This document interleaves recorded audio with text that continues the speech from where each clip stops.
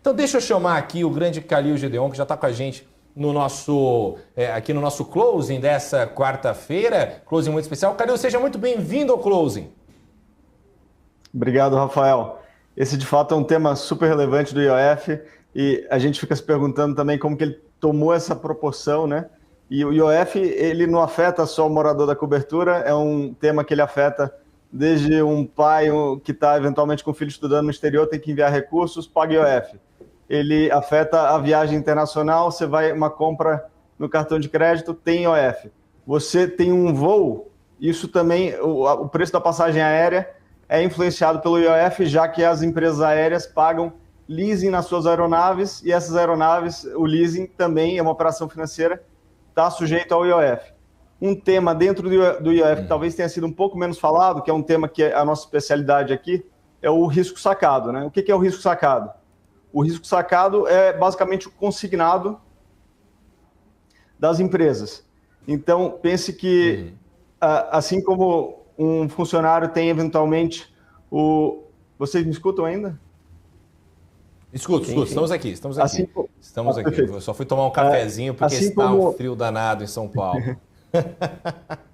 Então, eu estava explicando que o risco sacado é como se fosse o consignado para as pessoas jurídicas, né? Então, assim como uma pessoa física, ela pode ter um empréstimo mais barato ao dar em garantia o seu salário futuro, né? É o empréstimo consignado. A pessoa jurídica, ela pode vender os seus recebíveis futuros e, com isso, ela consegue também um empréstimo mais barato. Ela consegue obter recursos a um valor mais barato, né? Então, basicamente, pense numa transação em que um fornecedor de café eventualmente vende o café para o supermercado naturalmente não vai pagar ele à vista, vai pagar em 30, 60, 90 dias, e esse fornecedor de café ele consegue eventualmente antecipar esses recebíveis com um valor, uma taxa relativamente mais baixa, uma das menores taxas do mercado, então uma maneira barata da pessoa jurídica conseguir acesso a capital de giro e financiar suas operações. E esse é um tema de 940 bilhões, esse foi o volume de financiamentos na operação de risco sacado nos últimos 12 meses, segundo os dados do Banco Central. E desses 940 bilhões, 40% é para pequenas e médias empresas. Então, claramente, a gente consegue notar que não é um tema só do morador da cobertura, só para começar a nossa discussão. Não, mas isso é perfeito, é um tema que atinge a todos os públicos. Até é uma questão que é trazida, né, nessa história do IOF. Porque muita gente até fala, vamos trazer o IOF porque quem compra dólar é rico.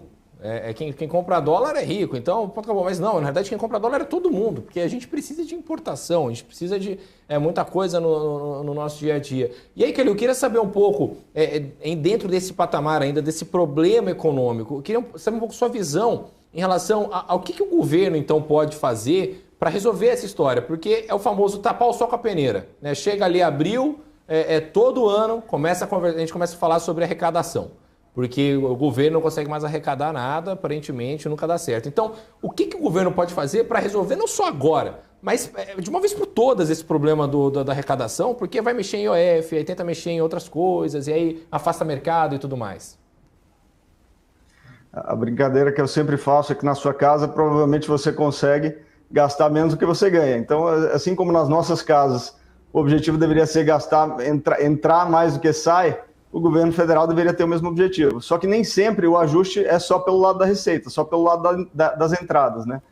Às vezes a gente tem que cortar as despesas para que essas não sejam aí maiores do que as entradas. Então não adianta o governo ficar só aumentando a arrecadação, se as despesas não param de aumentar, se não há nenhuma eficiência no gasto público, né? Esse tema do IOF, por exemplo, ele não foi um tema que foi só do Congresso. Várias empresas já ajuizaram ações jurídicas, né? Então ajuizaram impetraram mandados de segurança, um partido, salvo engano, o PL, ajuizou uma ação direta de inconstitucionalidade no STF, e aí tem também o que está inclusive na pauta para votação agora, o PDL, que é um projeto de decreto legislativo que basicamente ele elimina os efeitos do decreto original do IOF, que é o decreto que fez agora um mês, um decreto de 22 de maio, que do dia para a noite alterou as regras do IOF.